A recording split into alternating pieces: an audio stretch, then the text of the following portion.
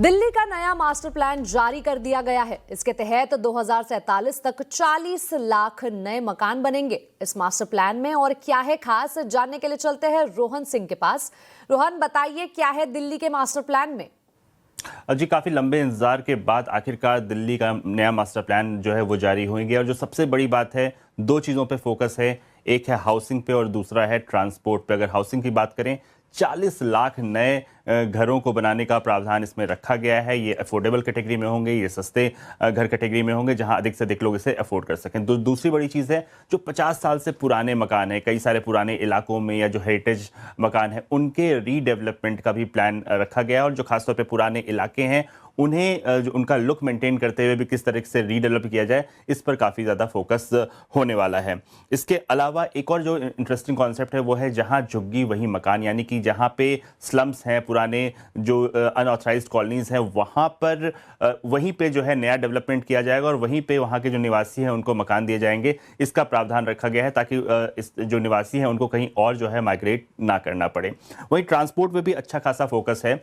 Metro की connectivity अगर आप देखें, इस वक्त 416 किलोमीटर की है, इसे बढ़ाकर लगभग 695 यानी लगभग 700 किलोमीटर के लगभग की मेट्रो की कनेक्टिविटी की रेल बनाने का प्लान है। अभी दिल्ली में एक रैपिड रेल ट्रांसपोर्ट सिस्टम है, उसे बढ़ाकर 6 करने की योजना की जा रही है। एक और प्रस्ताव है, वो है कंजेशन प्राइसिंग को लेकर। कुछ सर्टेन एरियाज में कंजेशन जो है प्राइसिंग जोन के रूप में उसे घोषित किया जा सकता है अगर सरकार चाहे तो, और उसमें स्पेशल प्राइसिंग की जा सकती है। इसका एक प्रस्ताव रखा गया है। हालांकि जो मंत्री हैं मनोहर लाल, उन्होंने कहा है कि फिलहाल इसे तुरंत इंप्लीमेंट करने की ऐसी कोई योजना नहीं है। इसके अलावा एक और इंटरेस्टिंग चीज़ है, यमुना के किनारे करीब 52 किलोमीटर का जो एरिया होगा वो विशेष रूप से साइकिलिंग जोन के रूप में इसे डेवलप किया जाएगा। इसके अलावा एजुकेशन के लिए, रिसर्च के लिए, ट्रांजिट हब्स के अलग अलग एरियाज को नोटिफाई करने की योजना इसमें बनाई गई है।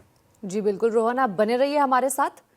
दिल्ली एनसीआर में commission for air quality management ने बड़ा फैसला लिया है। CAQM ने 1 जनवरी 2027 से नए petrol, diesel, CNG light goods vehicle के रजिस्ट्रेशन पर रोक लगाने का फैसला लिया है। ज्यादा जानकारी के लिए फिर एक बार चलते हैं रोहन सिंह के पास। रोहन, बताइए क्या है पूरी डिटेल? जी, दरअसल जो CAQM है, जो commission for air quality management है, इसकी जिम्मेदारी है दिल्ली NCR में पॉल्यूशन को कंट्रोल करने की।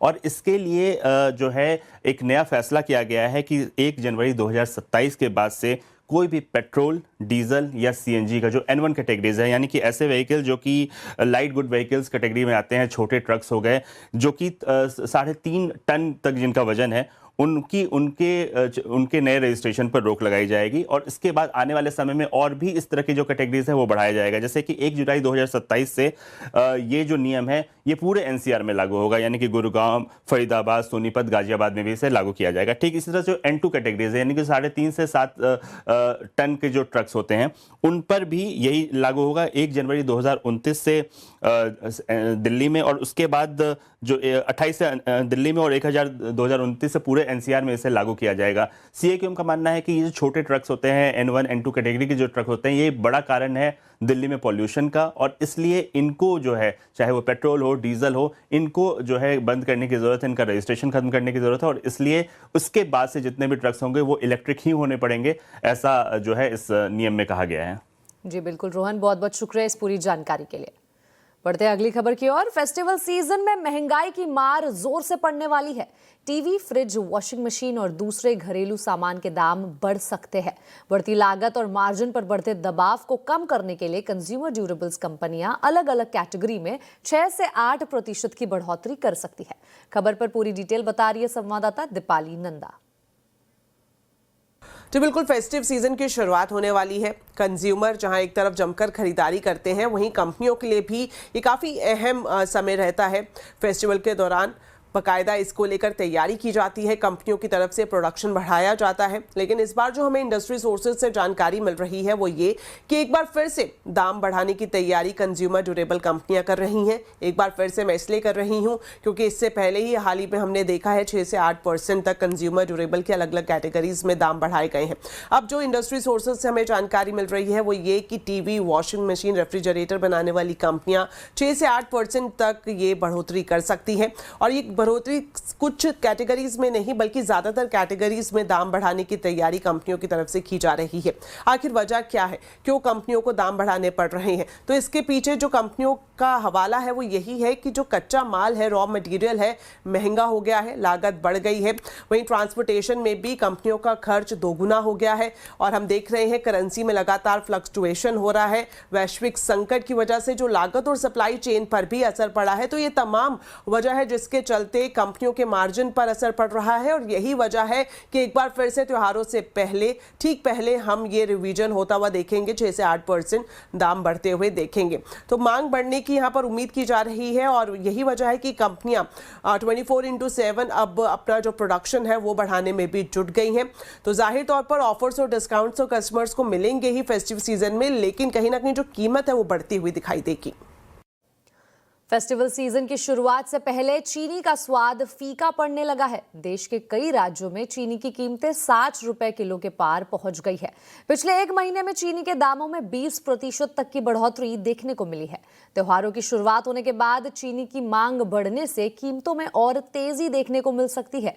क्यों बढ़ रहे हैं चीनी के दाम और सरकार क्या उठा रही है कदम, पूरी डिटेल बता रहे संवाददाता असीम मनचंदा।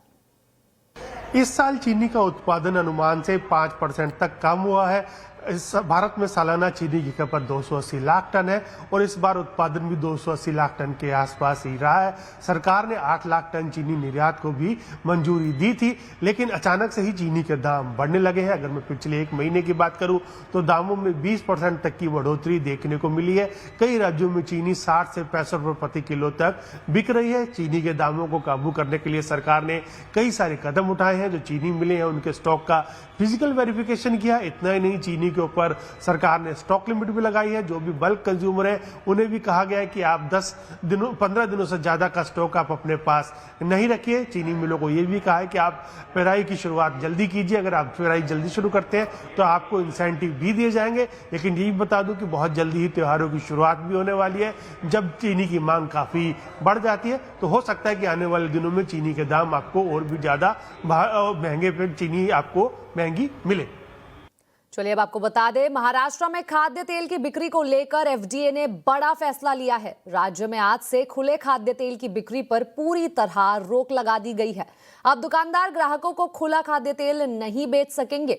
इस पर महाराष्ट्र एफडीए के कमिश्नर तुकाराम मुंडे ने प्रेस कॉन्फ्रेंस कर जानकारी दी। उन्होंने कहा कि खाद्य तेल की पैकिंग पर तेल के सोर्स के साथ साथ उसके एक्सपायरी डेट की जानकारी देना अनिवार्य होगा। ये जो ऑर्डर है एडिबल ऑयल के बारे में हमने कंप्लायंस ऑर्डर इशू किया है। ये इसीलिए किया है कि देयर आर वायलेशंस हमने पाए हैं। काफ़ी बिजनेसेस जो है एफबीओज ये विदाउट लाइसेंस ऑपरेट करते हमें पाए गए हैं। अडल्चरेंट यूज किया हुआ भी पाया गया है। सब स्टैंडर्ड ऑयल एक्सीडिंग जो एडिटिव्स है उसके वैल्यू के ज़्यादा भी इसमें पाया गया है। रीलेबलिंग, रीपैकेजिंग, नियर एक्सपायरी ऑयल ये भी हमने खोजा है। ये जो ऑर्डर अप्लाई है दिस इज़ एप्लीकेबल सब जो प्रोड्यूसर्स है, मतलब ऑयल प्रोड्यूस जो करते हैं, ऑयल एक्सपेलर यूनिट्स है, सॉल्वेंट एक्सट्रैक्शन यूनिट्स है, ऑयल रिफाइनरीज है, manufacturers of vanaspati, intensified vegetable fats, bakery shortening, margarine, table spreads, blenders of multi-source edible vegetables, repackers and relabelers, importers, wholesalers, distributors, super stockists and transporters, including departmental stores, grocers, e-commerce and online sellers, सबके लिए ये लागू है। अहमदाबाद में आज NRAI यानी national restaurant association of India का 5वां फूड डिलीवरी समिट आयोजित किया गया, जिसमें इंडस्ट्री से जुड़े हजारों लोग शामिल हुए। समिट में कॉमनवेल्थ गेम्स और गिफ्ट सिटी को देखते हुए गुजरात में नए नेशनल फूड ब्रांड्स की एंट्री, इंडस्ट्री के विस्तार और आने वाले बड़े प्लान्स पर चर्चा हुई। इन्हीं मुद्दों पर हमारे संवाददाता केतन जोशी ने एनआरएआई के प्रेसिडेंट से खास बातचीत की। एनआरएआई के प्रेसिडेंट सागर से बात करते हैं। सर बताइए, खासकर गुजरात में कितना पोटेंशियल दिखता है, क्योंकि गिफ्ट सिटी ऑलरेडी है, आने वाले कुछ साल के बाद यहाँ कॉमनवेल्थ भी है, तो आपकी रेस्टोरेंट इंडस्ट्री है वो गुजरात में कितने नए ब्रांड्स आने की संभावना है, कितना निवेश, कितना रोजगार? देखिए, हमारा ये जो NRAI का फूड डिलीवरी समिट जो यहाँ पे हो रहा है आज अहमदाबाद में, वहाँ पे 1500 रेस्टोरेंट ओनर्स पूरे इंडिया से 30+ सिटी से यहाँ पे आए हैं, right. GIFT City having permission for liquor also. So बहुत सारे लिकर ओरिएंटेड ब्रांड्स जो पहले अहमदाबाद में नहीं आ पा रहे थे, अब वो गिफ्ट सिटी के माध्यम से आ पाएंगे। एंड 2030 में जब तक कॉमनवेल्थ गेम्स रेडी होगा, इंडिया में होगा, 90 कंट्री से लोग आएंगे, तो मेरे को ये लगता है कि कम से कम 100 रेस्टोरेंट्स पूरे इंडिया से तो डेफिनेटली यहाँ पे रहेंगे, टॉप रेस्टोरेंट्स रहेंगे। कल हमारे बीच द बियर कैफे के ओनर थे, ऑलिव रेस्टोरेंट एंड बार के ओनर थे, मामा गोटो के ओनर थे, जो फेमस आपका सोशल है, उनके पूरी टीम यहाँ पे थी, उनके ओनर पहले आके होके गए हैं। 100-150 जो नए रेस्टोरेंट यहाँ खुलने वाले हैं गिफ्ट अहमदाबाद गांधीनगर, कितना निवेश एक्सपेक्ट करें और कितनी जॉब क्रिएशन के चांसेस है? देखिए, अगर मैं 100 रेस्टोरेंट्स पकड़ूं और पर रेस्टोरेंट का एवरेज अगर 5 CR भी पकड़ूं, तो 500 CR का इन्वेस्टमेंट मैं देख रहा हूं सिर्फ 100 रेस्टोरेंट्स हैं। और अगर 200 खुलेंगे तो 1000 रेस्टोरेंट्स। आई थिंक इन्वेस्टमेंट तो एक चीज़ है, बट मोर इम्पॉर्टेंटली अगर आप हर रेस्टोरेंट में 25 to 30 पीपल अगर पकड़ोगे, तो we are looking at almost 3,500 jobs, direct jobs, right. और इन्फोसिस ने कुछ सालों में बहुत काम किया है। पहले तो कोई रूल्स भी नहीं थे। Earlier it used to be food adulteration act. FSSAI आने के बाद में बहुत सारे रूल्स क्लियर हुए, बट आई थिंक हमको इकट्ठा मिलके, और हम FSSAI CA से भी मिलके आए थे 10 दिन पहले, हमारी टीम जाके मिलके आई थी दिल्ली में। तो मेरा ये मानना है कि हमको मिलके इकट्ठा होके काम करना पड़ेगा। ये आपकी इंडस्ट्री कितनी ग्रो करेगी, अभी कितना साइज है और कितना एम्प्लॉयमेंट जनरेट होगा? सर, अभी फिलहाल साइज मोटा 7.5 लाख करोड़ का होगा, और आई थिंक नेक्स्ट 3 साल में ये 10 लाख करोड़ पार कर जाएगा। तो ये बहुत अग्रेसिवली ग्रो कर रही है। मेटा की मुसीबत बढ़ने वाली है। अमेरिका के कई राज्यों ने मेटा पर बच्चों को फेसबुक और इंस्टाग्राम की लत लगाने का आरोप लगाया है। कैलिफोर्निया में मेटा पर ट्रायल की शुरुआत हो गई है। अगर आरोप साबित होते हैं तो कंपनी पर करीब $1.4 ट्रिलियन की पेनल्टी लग सकती है। क्या है यह पूरा मामला, बता रहे संवाददाता असीम मनचंदा। अमेरिका के कैलिफोर्निया में मेटा के खिलाफ ट्रायल की शुरुआत हो गई है। दरअसल कंपनी के ऊपर आरोप है कि कंपनी के जो एप्स हैं, जिसमें कि इंस्टाग्राम है, फेसबुक है, वो बच्चों को लत लगा रहे हैं। बच्चे घंटों सोशल मीडिया के ऊपर ऑनलाइन रहने के लिए मजबूर हो रहे हैं। इसकी वजह से बच्चों के अंदर मानसिक तनाव बढ़ रहा है, बच्चे दबाव के अंदर है। इसको लेकर के अमेरिका के 29 राज्यों ने कंपनी के ऊपर केस दर्ज कराया है। फिलहाल 4 राज्यों का ट्रायल ऑलरेडी शुरू हो चुका है। तो कंपनी के ऊपर यह भी आरोप है कि कंपनी बच्चों के जो डेटा है या बच्चों की जो गोपनीयता है, उनका नियमों का उल्लंघन भी कर रही है, उनका डेटा कलेक्ट कर रही है। हालांकि कंपनी ने अपने ऊपर लगे हुए सभी आरोपों से इनकार किया है। कंपनी का कहना है कि वो बच्चों की सुरक्षा के लिए कई सारे कदम उठा रही है, लेकिन ये ट्रायल अब उसकी शुरुआत हो चुकी है। ये ट्रायल 6 से 8 हफ्ते तक चलेगा, और ट्रायल जब खत्म होगा उसके बाद अगर कंपनी के ऊपर आरोप सिद्ध हो जाते हैं तो कंपनी के ऊपर $1.4 ट्रिलियन की पेनल्टी भी लग सकती है। और ये आगे जितने भी दूसरे सोशल मीडिया एप्स हैं, उनके लिए भी भविष्य में एक नजीर तय करेगा कि किस तरह से एप्स आगे चल करके ऑपरेट करेंगे। असीम मनचंदा, CNBC सेवा, दिल्ली। अगर बूढ़े माता पिता की संपत्ति पर हक चाहिए तो उनकी देखभाल भी करनी होगी। सुप्रीम कोर्ट ने साफ किया है कि जिम्मेदारी नहीं निभाने पर बच्चों को घर खाली करना पड़ सकता है। आखिर क्यों आया है यह फैसला और बुजुर्गों के क्या है कानूनी हक, जानिए शाम 5:57 पर सिर्फ कंज्यूमर अड्डा में। कैश पर CNBC आवाज की मेगा मुहिम का बड़ा असर हुआ है। मार्केट रेगुलेटर सेबी ने पिछले हफ्ते 13 अगस्त को सेंसेक्स की वीकली एक्सपायरी के दिन कैश के दौरान हुई गड़बड़ी पर डंडा चला दिया है। सेबी ने इस मामले में 1 हफ्ते के भीतर 2 एंटिटीज कॉप्थेल मॉरिशस और मानसी शेयर के खिलाफ अंतरिम ऑर्डर पास कर दिया है। क्या है यह पूरा मामला और सेबी ने क्या लिया है एक्शन, पूरे मामले को विस्तार से समझा रहे आशीष चतुर्वेदी। जो CNBC आवाज़ ने लगातार आपको लाइव शो में हाईलाइट करके दिखाया था, वो उसके बाद कैश पर लगातार हमारी मुहिम थी। और जो हमारे दर्शक हैं, रिटेल ट्रेडर्स ने भी आप देखें तो इस मुहिम में जमकर पार्टिसिपेट किया और इसका बड़ा एक असर यहाँ पर आपको देखने को मिला है। सेबी की तरफ से बहुत ही जल्दी एक्शन है। देखिए, सिर्फ 13 अगस्त की घटना है और अब आप देखें तो एक इंटरिम ऑर्डर भी यहाँ पर निकल कर आया है, जहाँ पर आप देखें तो जो सेंसेक्स की एक्सपायरी में गड़बड़ी की गई थी, इसके ऊपर सेबी ने यहाँ पर एक डंडा चलाया। अब सेबी ने देखें तो कॉप्थॉल है और मानसी शेयर, यहाँ पर इनकी कामकाज करने पर फिलहाल के लिए रोक लगा दी और गलत तरीके से आप देखें तो 3 करोड़ 68 लाख जो इन्होंने कमाए थे गड़बड़ी करके, इसे भी यहाँ पर जब्त कर दिया। लेकिन इसको समझना होगा कि कैसे दिमाग लगाकर इन्होंने ये पूरा खेल रचा और बड़ी अच्छी तरीके से पूरी की प्लानिंग कर दी। लेकिन सभी को इस चीज़ के लिए धन्यवाद कि किस प्रकार से बहुत जल्दी यहाँ पर इसे किया। तो आपकी स्क्रीन पर आएगा डेटा, आप देख सकते हैं कि कुछ ही सेकंडों में कैसे आर्टिफिशियली यहाँ पर कैश के माध्यम से एक बड़ा सर्ज यहाँ पर लेकर आया गया सेंसेक्स की एक्सपायरी के दिन, जहाँ पर आप देखेंगे कि मात्र 2 सेकंड में 362 पॉइंट का सर्ज आपको देखने को मिला। फिर आप देखें तो 3:24 8 सेकंड के करीब 12 सेकंड के अंदर अंदर 133 पॉइंट और 28 सेकंड के अंदर 400 अंकों से ज़्यादा का बड़ा सर्ज यहाँ पर देखने को मिला। और जाहिर सी बात है, जब इतनी कम समय में ऐसा बड़ा सर्ज आता है तो ऑप्शन के प्राइसिंग के ऊपर एक बड़ा इम्पैक्ट यहाँ पर देखने को मिलता है। लेकिन ये देखिए बहुत पूरी तरीके से सोची समझी साजिश थी, वेल प्लान थी और इसी के चलते आप देखें तो पकड़ में आता हुआ नजर आया।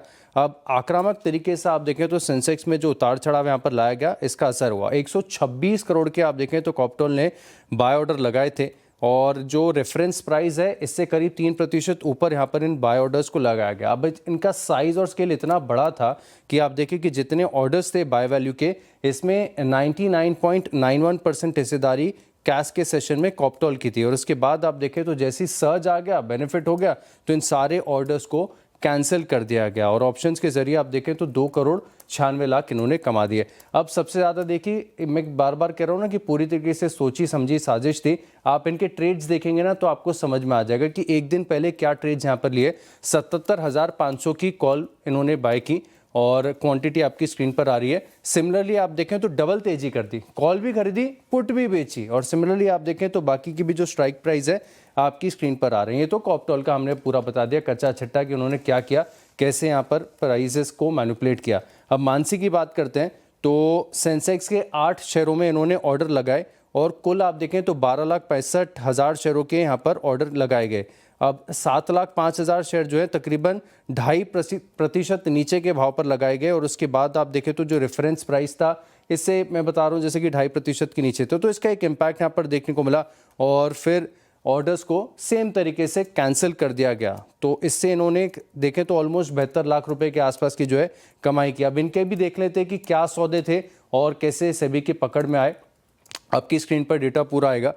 सेंसेक्स 78,000 की कॉल जो है इन्होंने बाय की, क्वांटिटी आ रही है और ये इंट्राडे ट्रेड्स थे। सिमिलरली आप देखें तो 77,800 की पुट है, 77,900 की पुट है, यहाँ पर भी इन्होंने इंट्राडे में पोजीशनिंग की। तो फिर सभी की तरफ से आप देखें तो रिकॉर्ड समय में एक्शन देखने को मिला और सीएनबीसी आवाज़ की जो पूरी मुहिम थी वो रंग लाई। कश्मीर को भारत का हिस्सा बताए जाने वाले अमेरिकी बयान पर पाकिस्तान बौखला गया है। पाकिस्तान ने भारत में अमेरिका के राजदूत सर्जियो गौर के बयान पर कड़ी आपत्ति जताई है। इस्लामाबाद में अमेरिकी राजनयिक को तलब कर कड़ा विरोध दर्ज कराया। पाकिस्तान ने अपने बयान में कश्मीर को अंतर्राष्ट्रीय स्तर पर विवादित क्षेत्र बताते हुए संयुक्त राष्ट्र सुरक्षा परिषद के प्रस्तावों का हवाला दिया। साथ ही अमेरिका से आग्रह किया कि वो कश्मीर पर अपने सार्वजनिक बयानों में पाकिस्तान के रुख का ध्यान रखे। दरअसल श्रीनगर के दौरे पर गए भारत में अमेरिकी राजदूत सर्जियो गौर ने कल जम्मू कश्मीर को भारत का अहम हिस्सा बताया था। इसके अलावा उन्होंने कश्मीर की प्रगति पर भी खुशी जताई। यहां तक कि अमेरिकी नागरिकों के लिए ट्रैवल एडवाइजरी को लेकर भी उन्होंने बयान दिया था। गौर ने कहा कि अमेरिका इसकी समीक्षा करेगा। आज इसी पर होगी चर्चा। गौर का कश्मीर बयान, पाकिस्तान परेशान। जरूर जुड़िए शाम 7:57 पर सिर्फ आवाज अड्डा पर। चलिए इसी के साथ आवाज समाचार में अभी के लिए इतना ही। आप देखते रहे सीएनबीसी आवाज और अपडेटेड रहे खबरों पर हमारे सोशल मीडिया हैंडल्स के जरिए। नमस्कार।